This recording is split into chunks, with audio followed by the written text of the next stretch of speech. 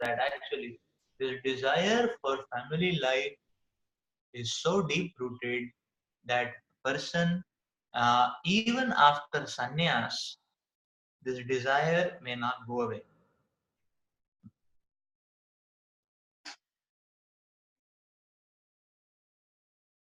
So, you know, so what is this desire which we are talking about in the by the nomenclature called as family life?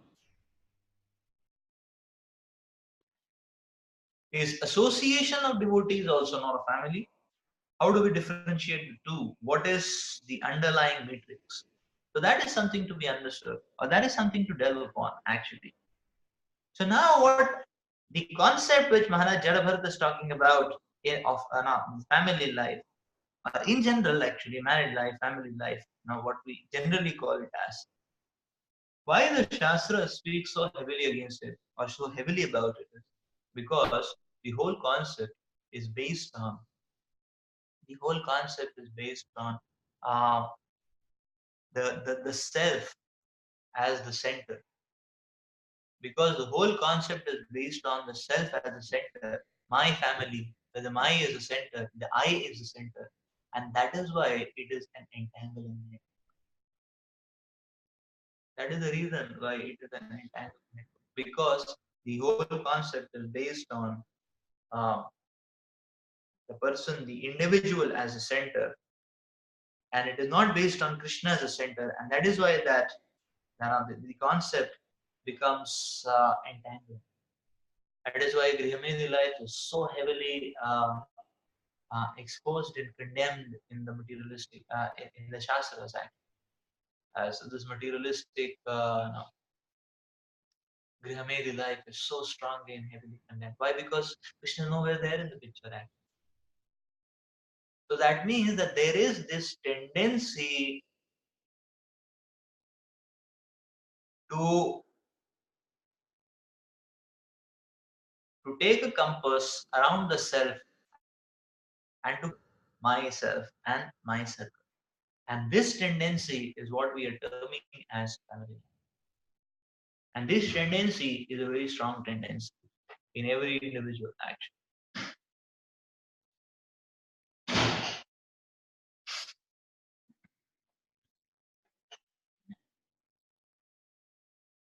This tendency is a very strong tendency in every individual. That is what Maharaj Jadbharat is talking about.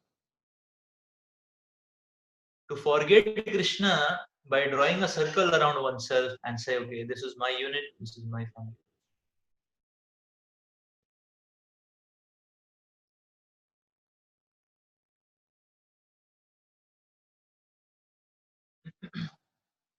So the differentiating factor is that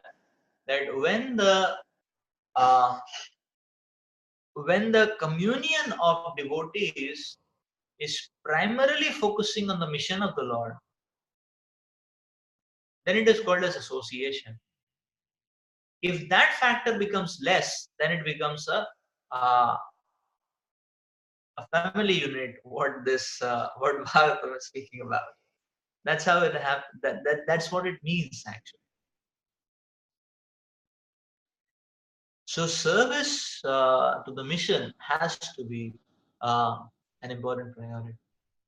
So here the Lord explains that okay, now how to purify this mentality of a self-effulgent family obscuring the Supreme Lord and His grace and the mission.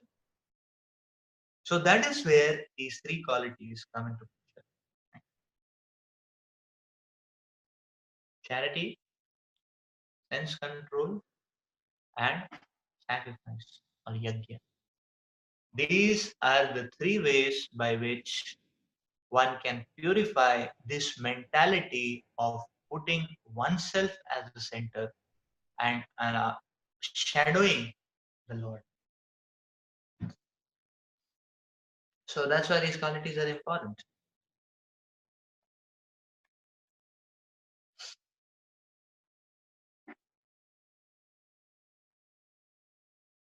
Starting with charity.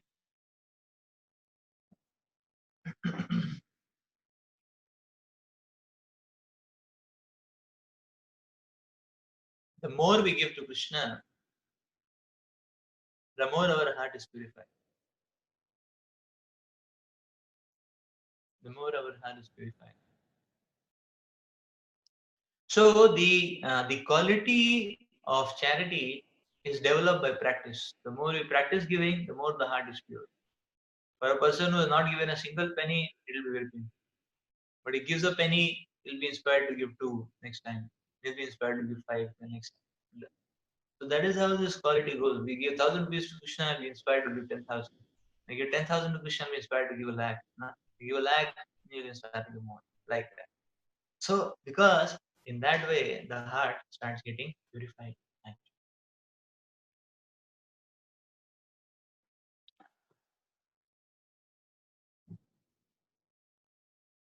In that way the heart starts getting purified. So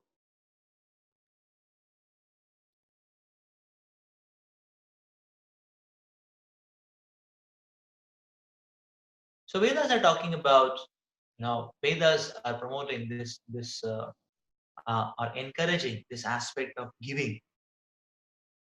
Vedas are not talking about, Vedas are discouraging the proclivity of holding, but Vedas are encouraging the proclivity of giving.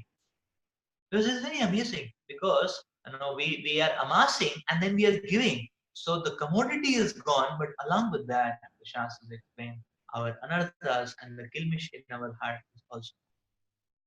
This is an amazing concept.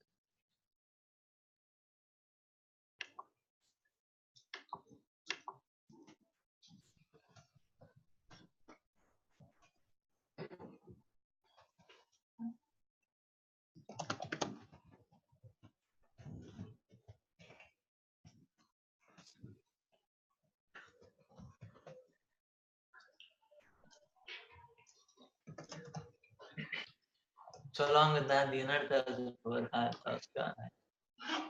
So uh, therefore, as a sadhaka, it is very important for a devotee to cultivate this habit of giving. And because the world very much revolves around money, the world and life very much revolves around money, whether it is sustenance or whether it is propagation of the mission. Therefore, giving money is a very important fabric of purification. That's what we understand. Just like I remember our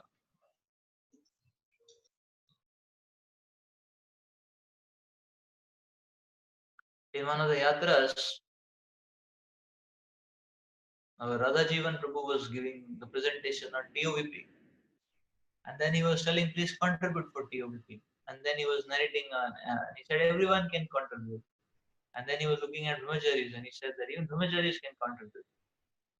And then he was narrating an episode. And he said, I went to one place and I was not looking at brahmacharis and telling them to contribute. But then after the lecture, one brahmachari came and he said, Prabhu, I'll give you 25 lakhs, take it.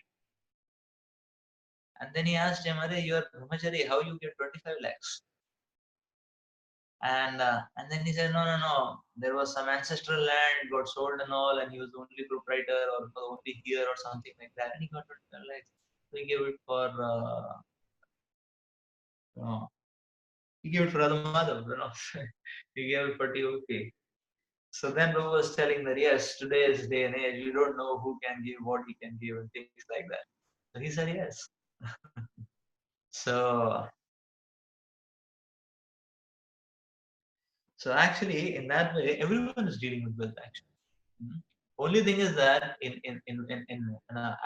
as a person, and so only thing is that as a person grihastha, the, the both are actually getting money from various endeavors to channelize in whatever way. The only difference is that actually as when a person says he's a grihastha, then actually there is a greater proclivity of tagging that money as my own. And for a brahmachari, he gets money, that proclivity is a little less, but still that proclivity is still there. Huh? So that's the only difference. And a grihastha may say that yes, this is my money, And I have got it. The tag is very big actually. This is the big hoarding, it's mine, like that. And whereas for a brahmachari, the hoarding is very small. But uh, but that's the only difference. That is the only difference. There is no other difference. There's no other difference. So it is just like this. That this it's just like a good citizen understands that I need to pay tax to the government for the well-being of the kingdom. So I earn 100, I keep 70 in my pocket and 30 like that. In a similar way, actually, everything what we do, at least we should think of as a duty, the tax that okay, as a gratitude, as an acknowledgement, I pay tax. Right. So this is true for everything actually. This is even true for yeah. So even in brahmachari ashram, it's true actually. Suppose the brahmachari is collecting money, then actually the money he is collecting, the whole money which one is collecting should not be used for one's own seva. Why? Otherwise, that seva may very likely become my unit, me and my unit, and like that. That seva may very likely become that my unit actually. And instead of trying to please Krishna, one may try to place himself prominently in that unit and uh, and and diverse towards subtle sense enjoyment. So subtle, gross to yeah. So that is the point actually. So therefore, that the purification is that whatever we amass, at least out of a duty, we should understand and get into it, so that it's purified. So that so even if we collect Lakshmi for our seva, a portion of that we give for the general service, overall service actually. Even the hand, so that purifies. Higher than that is we give everything to the temple and whatever little bit we need we take for ourselves. That is the highest principle. So now this is true of money. This is even true of people. So yeah, this is even true of people. We should be very happy offering devotees to serve in various departments, in various temples, and whatever, rather than just holding people with us. Because if we do hoard, then the problem is the whole setup may become a Maya unit. And the mission, the the fire of the mission will get lost. So charity is a very important principle. Actually, in this way, we can see charity is a very important principle. That how much we are cultivating the attitude of giving, money, facilities, manpower. So how much we are cultivating this mentality of giving.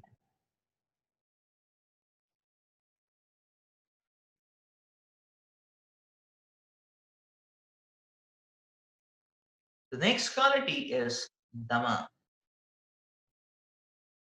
So Prabhupada explains, thus, as far as Dhamma or self-control is concerned, it is not only meant for other orders of religious society, but it is especially meant for the householder. So Prabhupada is writing because the householder may feel, okay, sense control is for brahmacharis and sannyasis and vaprasthas, and what about me?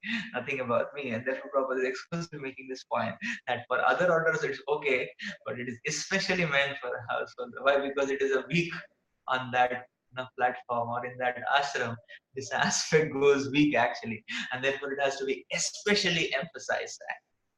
So, although he has a wife, a householder should not use his senses for sex life unnecessarily. There are restrictions for the householders even in sex life, which should only be engaged in for the propagation of children.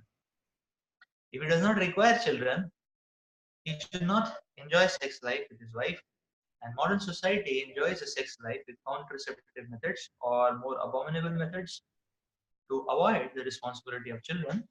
But this is not in the transcendental quality, but this is demoniac. If anyone, even a householder, wants to make progress in spiritual life, he must control his sex life and should not beget a child without the purpose of serving Krishna. If he can beget children who will be in Krishna consciousness, one can produce hundreds of children. But without this capacity, one should not indulge only for sense pleasure. Yeah, so without this capacity, one should not indulge only for sense pleasure. So Dhamma is sense control. Dhamma is sense control. It is very amazing to see that Srila Prabhupada now, uh, so as soon as Srila Prabhupada is describing sense control, and Srila Prabhupada describes sense control as sex control. Uh,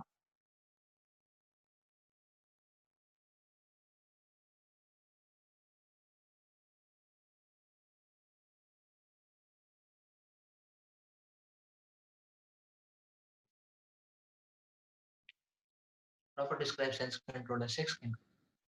Why? Because uh, the impression of uh, sex life goes very deep in blinding or in creating a blinding effect for the living, intoxicating effect of the living.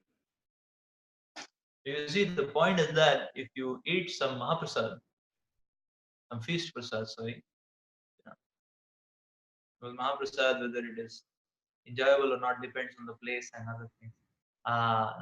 Okay, if one is taking a feast prasad or Mahaprasad like that, then so one may feel the taste, but then after a day or so, the taste doesn't remain. It is as if we had nothing. It's like the next day after the feast. No, it's as if the feast had not been there at all. Is it not? The effect doesn't last for long, but actually the activity of sex life, the impact lasts for quite long.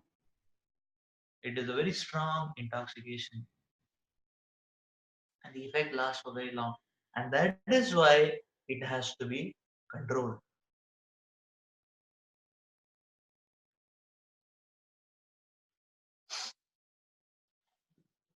So when it comes to this avenue, a sadhaka has to be very strict.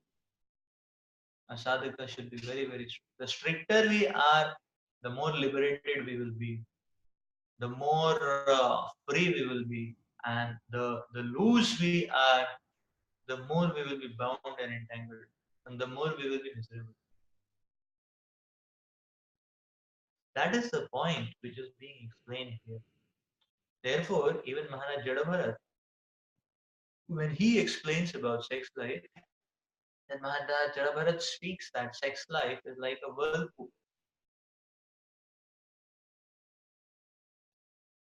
So the problem with the whirlpool is that you don't really understand where you are. It makes you lose your coordinates. And therefore, one doesn't know where to move. One doesn't know where is the destination. So one simply goes on revolving round and round. And this way, we see it is so unfortunate that the whole society is simply running round and round and round sense pleasure or sex pleasure.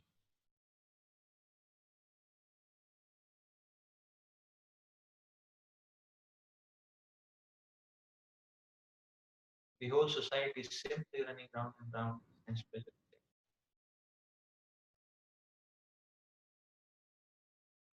And people are,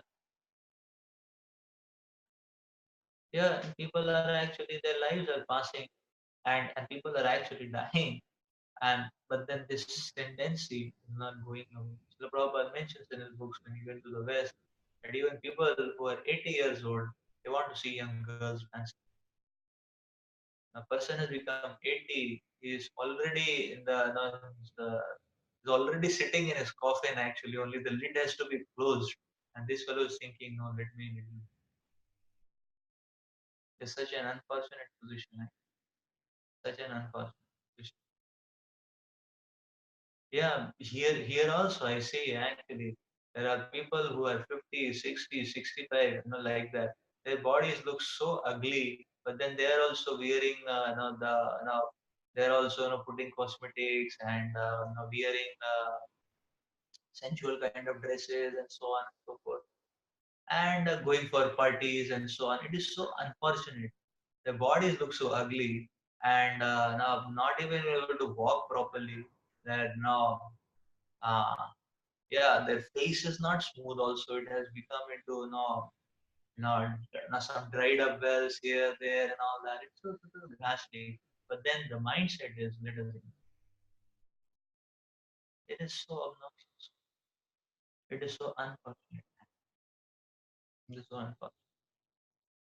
So actually,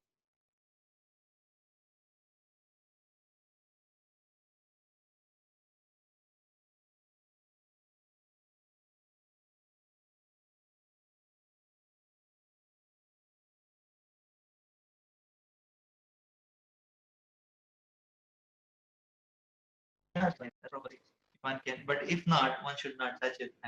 But actually, there is a safer alternative to this as well. And the safer alternative is that actually to produce children. Actually, one doesn't have to go through sex life.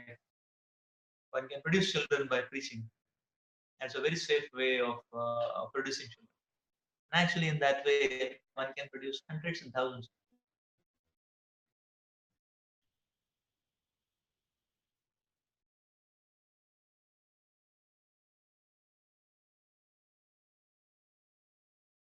Because preaching is a lifelong risk. And yes, if one wants to get a feel that actually the children are like children, so then instead of college preaching, one can do tribal preaching actually.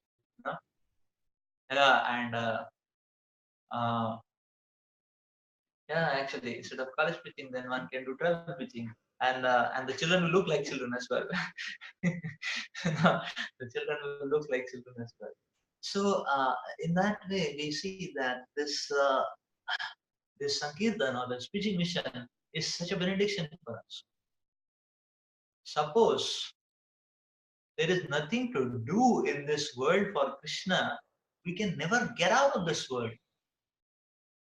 Because there is something to do for Krishna, and Krishna is entrusting us, and we get some opportunity this way to purify ourselves and save that. That is the point, actually.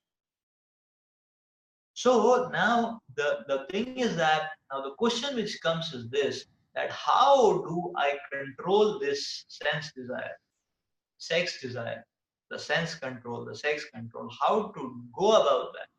And for that, our emphasis and focus in life should be the next quality, which is yajna. The more we do yajna, the more we perform yajna, the more the senses will get under control. And now Prabhupada explains yajna in the next paragraph. Let's read the purpose. So now further qualities actually will help us. Now we focus on further qualities, the senses will go under control. So starting with yajna. When Prabhupada speaks in the book about yajna, Prabhupada says, sacrifice is another item to be performed by the householders. Because sacrifice requires a large amount of money. Yes. Those in other orders of life, namely brahmacharya, vanaprastha, sannyas, have no money. They live by begging. Nowadays, we don't live by begging, so we have money. So therefore, the principle of charity becomes more important nowadays. So performance of different types of sacrifice is meant for the household. They should perform Agnihotra sacrifices as enjoined in the Vedic literatures. But such sacrifices at the present moment are very expensive, and it is not possible for any householder to perform them. So therefore, the best sacrifice recommended in this age is called as Sankirtan Yajna. And the Sankirtan Yajna is the chanting of Hare Krishna Krishna, Hare Hare, Hare Rama, Rama Rama, Hare Hare, is the best and the most inexpensive sacrifice everyone can adopt and derive benefit. So these three items, namely charity, sense control, and performance of sacrifice, are meant for the household. So Prabhupada is explaining here, sacrifice is the Sankirtan Yajna. So by sacrifice, we can cut down the sense desire, the sex desire. So, so that is the point actually. So basically, the whole point is this, that the sex desire is to basically, yeah. So the sex desire is basically to, yeah. Basically, the sex desire is to embrace a woman, to be in very close association with a woman, the embrace a woman. So that desire was very strong, and to cut that desire, actually, one should embrace the holy name. One should embrace the holy name. The more we embrace the holy name, the more we allow the holy name to be around us, around our existence, we will see that we will be able to come out of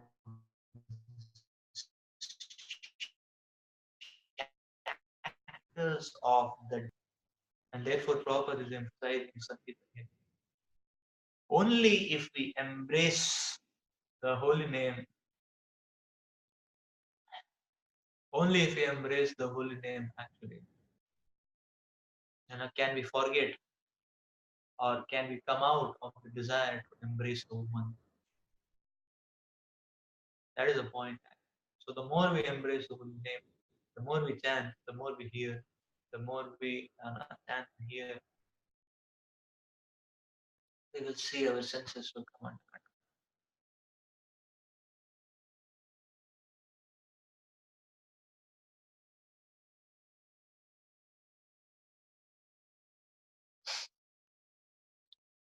So,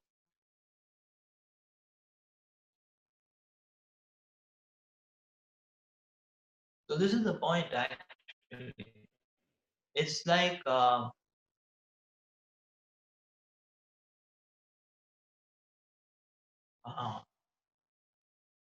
it is like, we can see that, uh,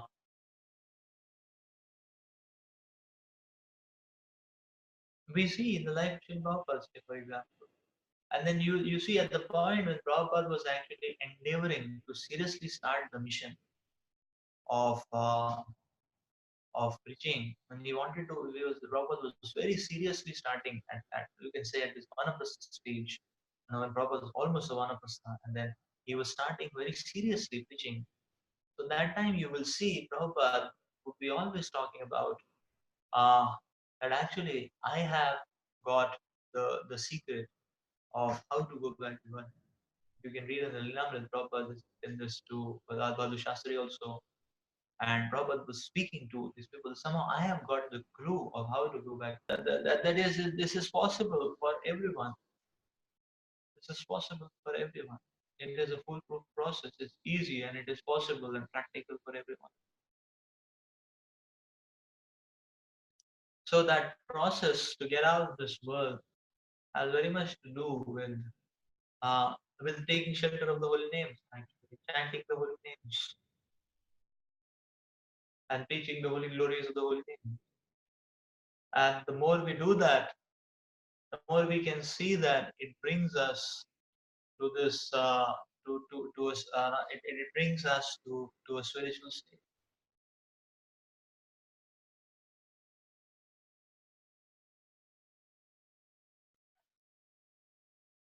So we see why our yatras, say for example, so inspiring, because the simple reason is that because there is so much of hearing and chanting, and because that, that intensity of hearing and chanting has increased to such a magnificent level, it creates such a beautiful impression which one can feel, even after the, yatra. So yes, there is very holy association available of great souls, that factor. So, but then the holy association of great souls, basically what it does is that it pierces our heart to create a space for the holy name to enter, for the Krishna Katha and Krishna Kirtan to enter. Therefore, that's what happens actually, or that's what it means. Just like if you have a very powerful electric drill, in a minute actually you can drill a hole through a rock, like that. And this is what a great soul is actually, such a powerful drill that within moments actually you can drill the heart, and the Krishna Katha and Krishna Sankirtan and the holy name enters inside. That's what, and therefore we say Lavamatra Sadhu Sangha Saraswati. Because you have a very powerful drill. You don't have to drill for 24 hours. Even a little bit of drill actually can create a hole. That is the point. So that hole is created for some time, and therefore the Krishna Katha and Krishna Kirtan goes in. So, and then actually that same inspiration one can continue if one continues to feed in the Krishna Katha and Krishna. That is the point. If you don't feed in, the hole becomes closed soon. The hole becomes blocked soon. But then this is what association does in our life. And that is why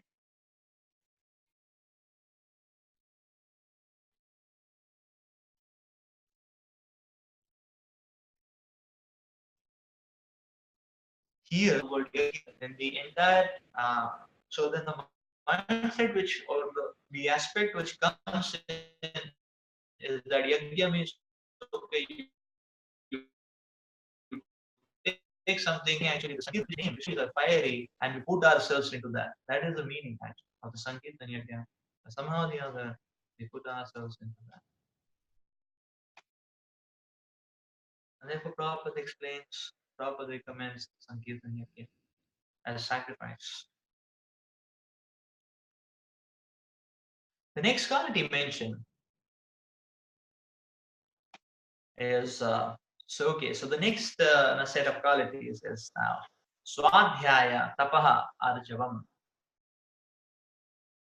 So the next three qualities they are mentioned are Swadhyaya, Tapa, and Arjavam. Now,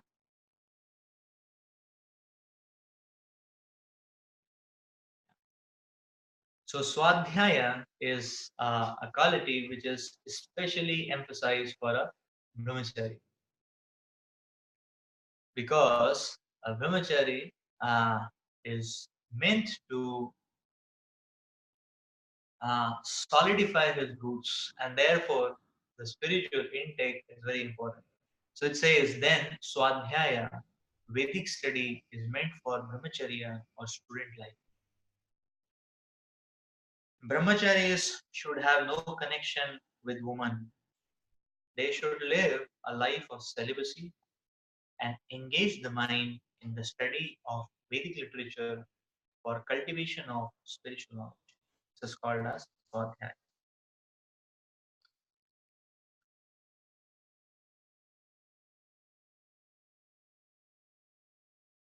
Scrutinizingly studying the scriptures, actually.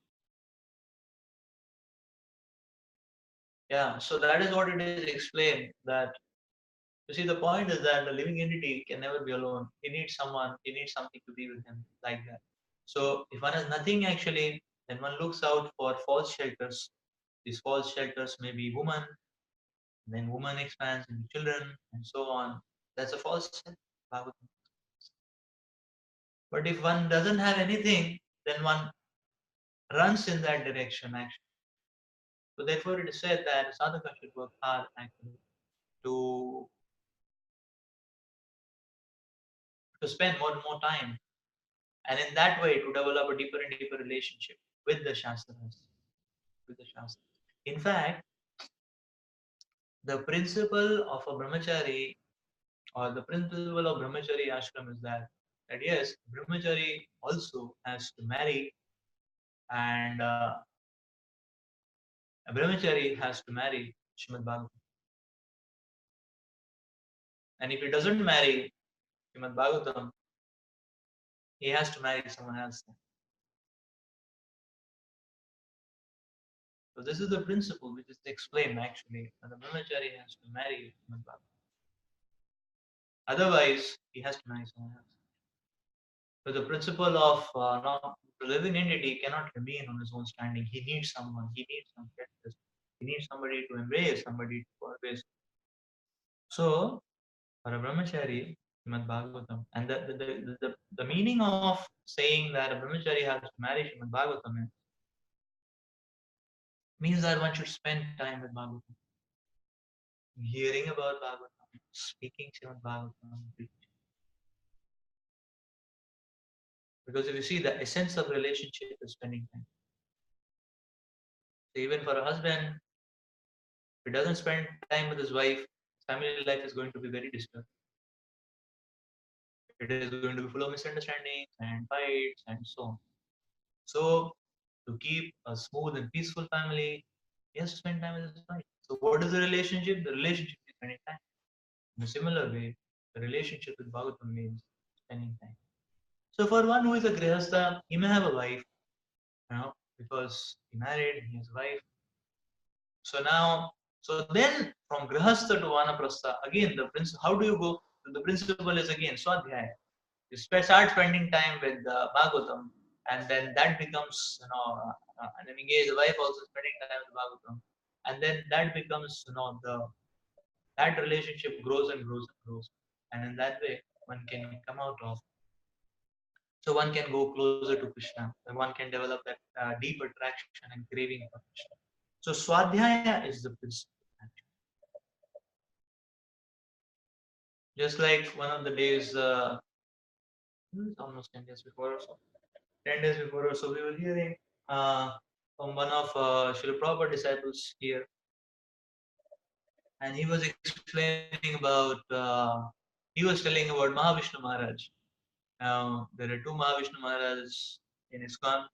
One of them has gone back to Godhead, and the other one is here uh, to purify any of us, like that. So there are two Mahavishnu Maharajas. So one is the Bhagavatam Mahavishnu Maharaj, who was like an addict of Bhagavatam, and he is no more. He left his body now in 2007, 8, something like. And the other one is the one with the arcodium, and he is always playing kirtans like that. So we are talking about the senior Mahavishnu Maharaj. So then Prabhu was explaining, actually, his name is Prana Prabhu, the proper disciple. And Prabhu was explaining that actually he was seeing this Mahavishnu Maharaj actually. And actually Mahavishnu Maharaj would start reading Bhagavatam, and and he would start at 9 o'clock in the morning, obviously after the morning program. And and he would sit down and start reading Bhagavatam 9 o'clock in the morning. And then he would complete reading 9 o'clock in the night. 9 o'clock in the night. So it was, so he said he did this for many years. Did this for many years. You see, one important principle we can understand is, so he did this for many years, and then he was explaining, and he was very happy, he was glorifying, and he was telling that the Maharaj did this for many years, and actually, now by doing this, he went into that state of samadhi, he became a Paramahansa. That's what he was explaining as I'm just speaking his words. It was very enlivening to hear that actually, yes, that intense swadhyaya, it leads to that state. And therefore, Maharaj is very prominently known as a Bhagavatam addict in ISKCON. Mahavishnu Maharaj. When he left his body, he was around 91. Yeah, in Nasik, he left his body in Nasik. Yeah, and then he had a base in Gujarat. Later, the devotees took him to Gujarat for his samadhi. But then he left his body in Nasik. So he's explaining that actually that this depth of swadhyaya actually creates or transports the consciousness of the living entity to the spiritual plane. Therefore, the principle of swadhyaya cannot be neglected.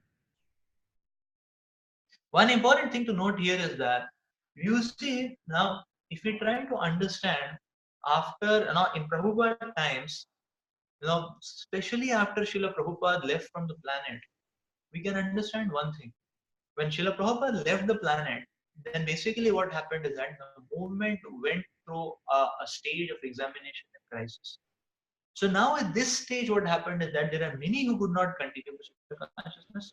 So therefore, it was like a situation that it's like there is water all around and one has to swim in that water. And therefore, many of Srila Prabhupada disciples who are surviving, you will see that they had to undergo many intense processes on their own that way. You know.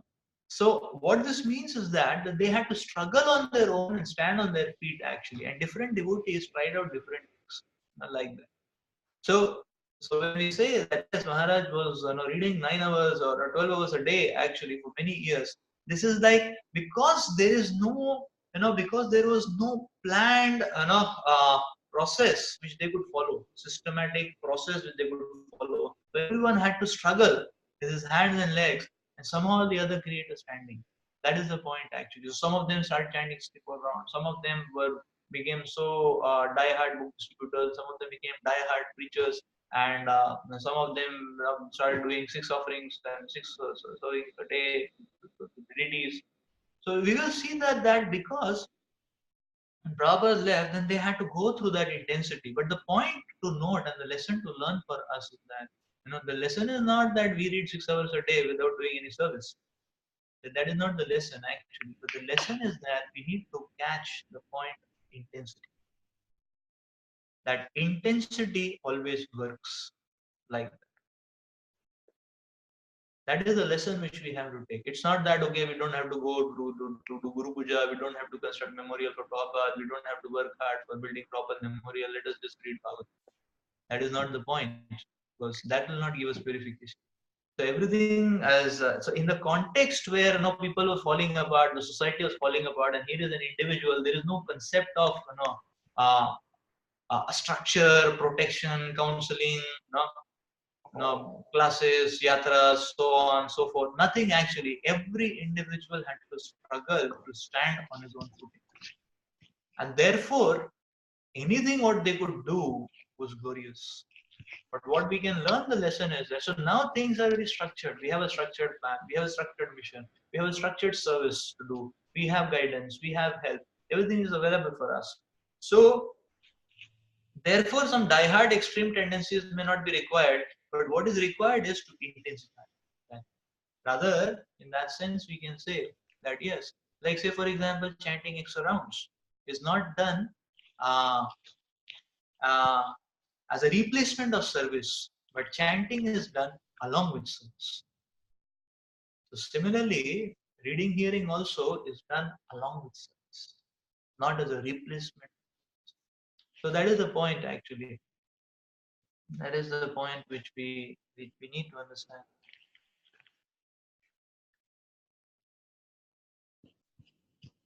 Because the context in which we can advance, but this fact is there that yes, there are so many blank moments of our life, there are so many mechanical moments in our life actually, and all that should be filled with swadhyaya and sankirtan. That is the point which we are trying to drive, because the more we do that, the more we will see our lives take on an intense route, an intense route. And Pranapu was telling about Mahavishnu Maharaj, and it was so amazing. And then he said that Mahavishnu Maharaj had come to Melbourne, and he was 80 that time, and he was so much so that he could not walk. And here, actually, the first floor is the guest room for the guest room. So, and there is no lift; there is only staircase. So actually, they were carrying Maharaj in some palki kind of thing from ground floor to first floor. And then Maharaj came, and then he had to give a class. He was not able to walk properly also, especially the stairs and all that. He was very old, 80. So he went for class, and Maharaj gave a class for a few hours, and very absorbed. And then after the class, actually, they brought him down, and they were actually devotees who had to lift him and take him up. They were actually putting out their shoes and so that they can enter. In the meantime, the Maharaj disappeared. They went up and saw Maharaj was there in the room. And then they asked Maharaj, how did you climb up? Because Maharaj was not able to walk and things like that. And Maharaj was very ecstatic. Why? Because he had given a few hours of class, and that had given him so much strength that he could do what he was physically not able to do. And as he climbed up the staircase like that. So Prabhu was explaining that yes, that now that absorption in Swadhyaya, or that absorption and actually Krishna Katha can actually help us overcome these material barriers. Help us overcome them. Now, the next principle which is being talked about is tapa, austerity. Yes. So the next principle is austerity, and So now this principle of austerity, Prabhupada explains, is especially meant for the vanaprastha or the retired man. One should not remain a householder throughout his own life, throughout his whole life. He must always remember that there are four divisions. So after grihastha, one should retire. If one lives for 100 years, he should spend 25 years in student life, and 25 years in householder life, and 25 years in retired life, and 25 years in now starter of life. These are the regulations of the Vedic religious discipline. A man retired from household life must practice austerity of the body and mind and tongue. This is tapasya. The entire Varnashrama society is meant for tapasya. Without tapasya or austerity, no human being can get liberation. The theory that there is no need of austerity in life, that one can go on speculating and everything will be nice, is recommended neither in the Vedic literature or nor in the Bhagavad Gita. Such theories are manufactured by show bottle spiritualists who are trying to gather more followers. If there are restrictions, rules, and regulations, people will not become attractive. Therefore, those who want followers in the name of religion, just to have a show only, don't restrict the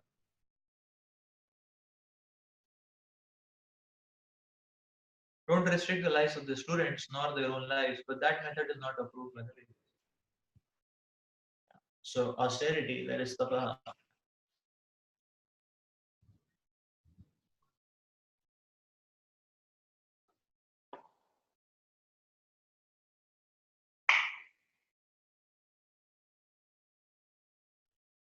The notion of retirement is basically progressing from more indirections to direct communion with the Lord. That is the notion of retirement. So retirement means that okay, going from an indirect connectivity to a more direct connectivity to the Lord.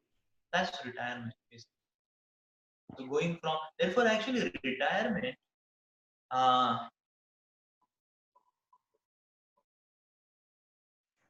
so here it is being talked about that yes, 25 years one should spend in the retired life, and that means half the life. After half the life, one should retire. At 50, one should retire if one is 100 years old, and if one is 70 years old, then no max.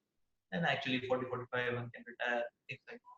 So that then the notion of retirement is basically actually going towards more direct service and reducing the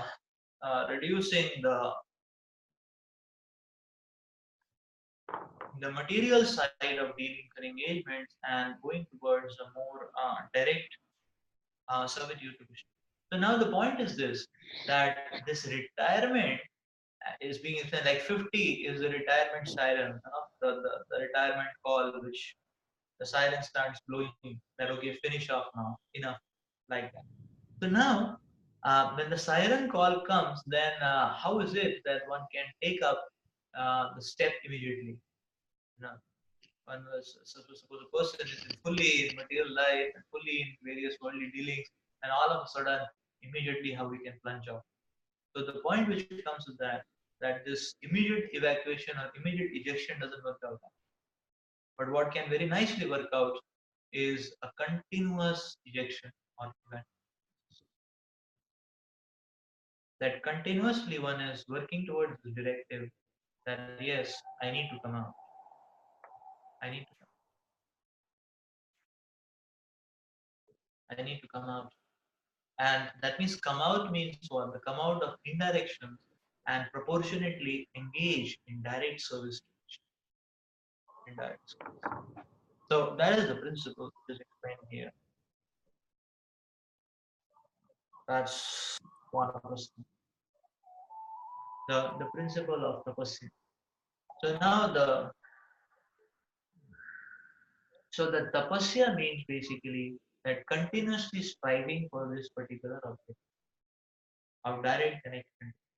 Like say for example, so now when we say okay, we are striving for this objective, now we will see that whenever we talk about direct connection of Krishna, it is not easy because we don't have a taste for it. Rather, we are doing it as a plea to develop the taste. So therefore, one has to drive himself because the experience of the taste is not there. and one has to push himself. That push is basically what is called as austerity. That push is basically what is called as austerity. And that austerity in turn purifies the existence of the living entity.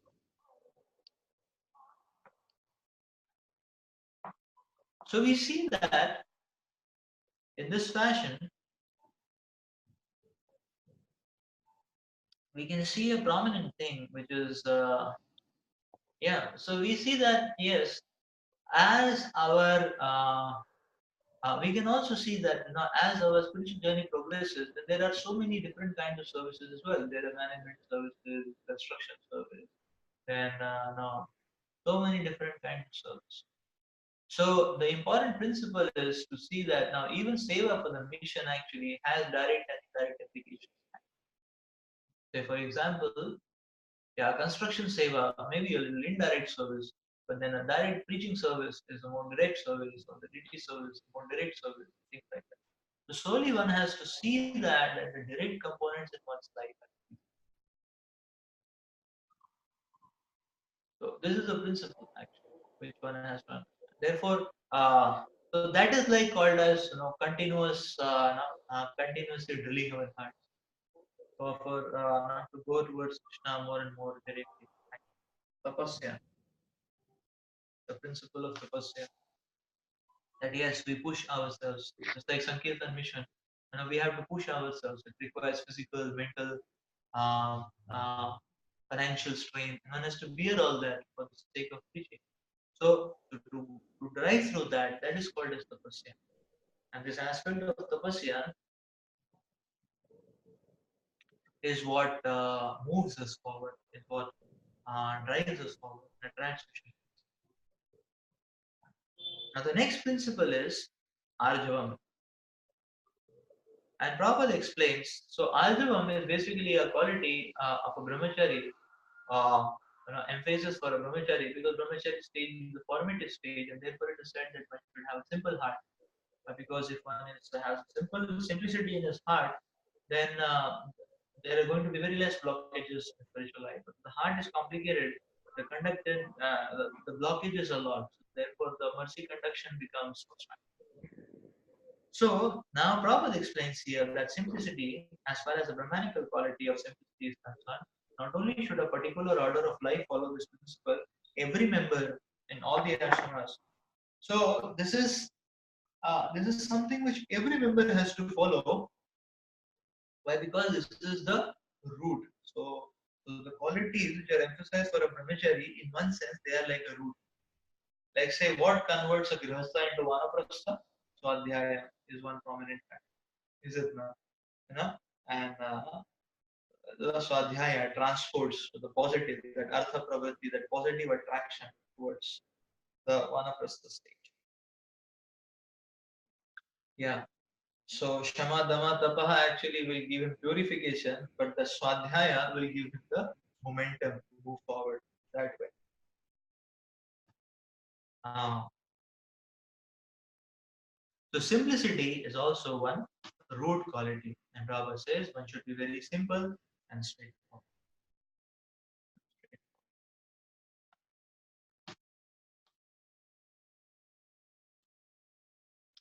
So one of the aspects of simplicity is that, see, simplicity has various aspects. We have discussed it before as well. But one aspect of simplicity is what, one particular aspect of simplicity is means that actually to a simple heart. What do you mean simple heart? Simple heart means what? That a person, he hears and he applies. The simplicity is translated as that the direction into manifestation, the hearing into manifestation. That's one of the aspects. That okay, we hear and we hear what what we are told to do, and we do. Simple. From the intellectual plane to the activity. So that driving that is the process. Is basically the quality of it. And if we we can see actually there are many problems in our life just because we do not do what we are supposed. Spiritual life is not so difficult. Spiritual life is not so complicated. But what makes it complicated is inactivity. When we, so yes, as devotees, many times we know what we are supposed to do, we know what to do, but when we don't do what we need to do and what we are supposed to do, that leads to complications, mental complications, sensual complications.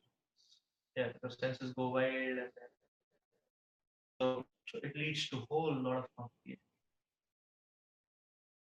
So therefore, we need that simplicity to actually put it into action. What we need to do, what we are.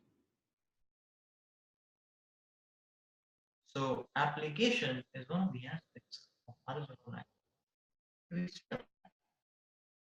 It's just like if we do our, say for example, it's just like it's simple. If we do our no, sadhana regularly, strongly, on a weekly basis, properly, we will see the mental problems will subside. And we have seen that now when the person doesn't do his sadhana properly, then the mental problems, the mental agitation factors go very high, beyond control. And then it is very difficult, for the devotee to handle himself and for others to handle him.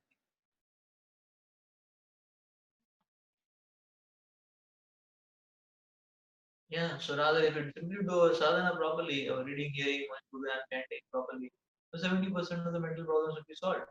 The other 30% we can work it out. But then that not being done, then it becomes difficult for the uh, yeah. So that when it is not done actually becomes difficult for the so it becomes difficult to handle that.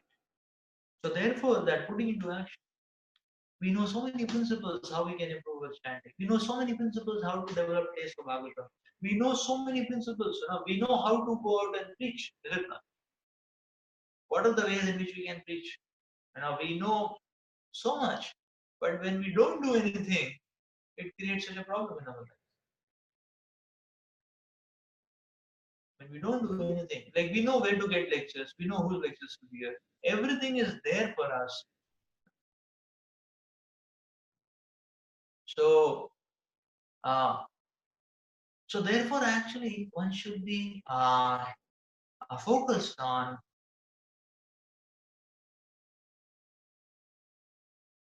one should be focused on imbibing these or applying. Application is the point actually. We know that yes, we can chant no, extra rounds. We know that we can actually read Vaishnava. We know there are so many Prayadabacharyas we can give a lot of peak in spiritual life. We know how to get association. We know whom to call. We know when to call. But when we don't call, when we don't report, when we don't connect, nothing. So this important quality is meant for everyone. So the next principle is ahimsa. Prabhupada explains ahimsa means not arresting the progressive life of the living entity. One should not think that since the spirit spark is never killed, even after killing the body, there is no harm in killing animals for sense gratification. People are now addicted to eating animals. In spite of having an ample supply of grains and fruits and milk, there is no necessity for animal killing. This injunction is for everyone. When there is no alternative, one may kill an animal, but it should be offered in sacrifice. At any rate, when there is ample food supply for humanity, persons who are desiring to make advancement in spiritual realization should not commit violence to animals. Real ahimsa means not checking anyone's progress in life. The animals are also making progress in their evolutionary life by transmigrating from one category of animal life to another. If a particular animal is killed, then his progress is checked. If an animal is staying in a particular body for so many days or for so many years and is untimely killed, then he has to come back again in that form of life to complete the remaining days in order to be promoted to another species of life. So their progress should not be checked simply to satisfy the palate. This is called as ahimsa.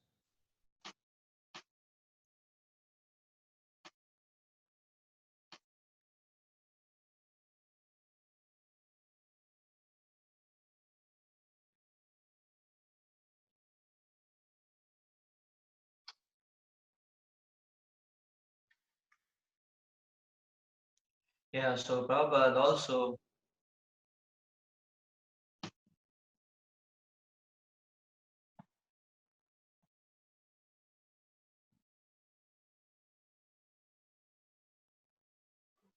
Prabhupada also defines ahimsa, we have heard, uh, as not preaching as violence.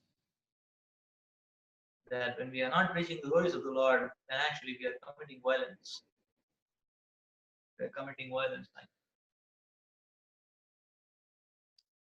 So people are materialistic. The world is materialistic. One of the very important reasons why it is so that because we are not accepted, and therefore we are to be blamed, and therefore we are responsible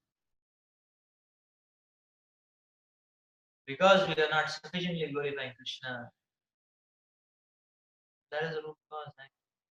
Because when you sufficiently glorify Krishna, the glorification enters people's life, and it is can create a revolution. Actually. So that's yes. So being lethargic towards the preaching motion mission actually is violence. Violence to oneself and violence to all the living entities. Now, because yeah, because the aspect of not checking is not just not blocking, but the aspect of not checking is also not aiding. If we can aid and facilitate, and if we don't do it, then we are conducting, we are committing violence. That's what it means. Like somebody is diseased, we can encourage him, we can empathize with him, but somebody knows how to cure it and he doesn't do that, then it's a greater disaster, it's a greater sin, it's a greater work. Is it? So we know what to do, we know what can help people, and we don't give them, then that is a greater work. So that's ahimsa.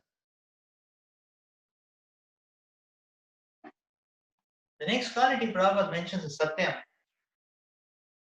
So this word means that one should not distort the truth for some personal interest.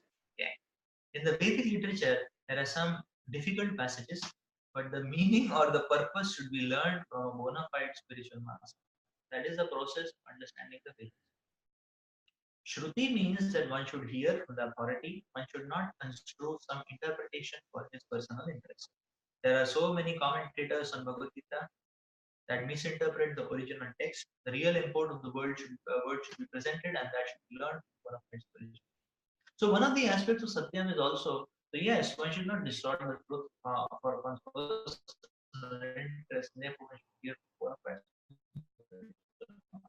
so yeah, so hearing about the meaning or the purpose of a particular thing from bona fide spiritual master, that is the principle of Satyam. So it applies in our life is that no, whatever we want to understand in life, whatever subject matter we want to understand in life, if we understand through the eyes of senior and advanced devotees, that is following the principle of Sat.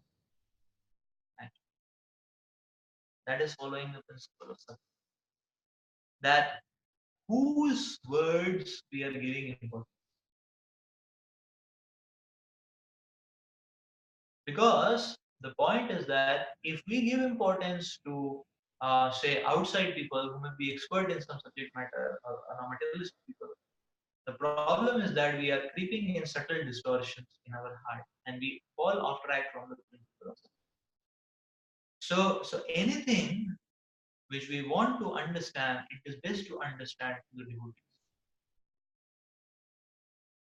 Like say for example, if you want to understand some intricacies of say Sanskrit, then there are some senior and advanced devotees very expert in Sanskrit. Better to consult them rather than to consult somebody outside. If we want to understand, like say for example, when we wanted to work on research or science, then we were actually looking forward to Dutukarma Prabhu, Rasaraj Prabhu. And that is the way Nacharada Prabhu helped us connecting to Hanuman Krishna Maharaj. And that is the way to understand. Not that we simply go to anybody and everybody and start taking. So we will fall track. We will, and that way one can allow distortion, distractions to creep in. Like somebody wants to understand about management and how corporate and things like that work.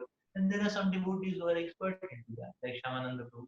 One can learn from him rather than one can learn from him rather than some materialistic person outside.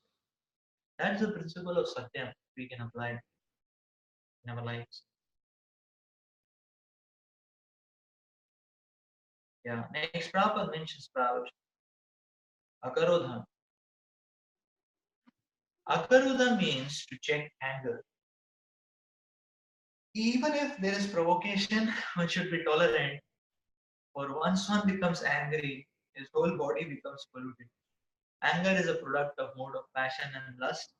So one who is transcendently situated check himself from anger.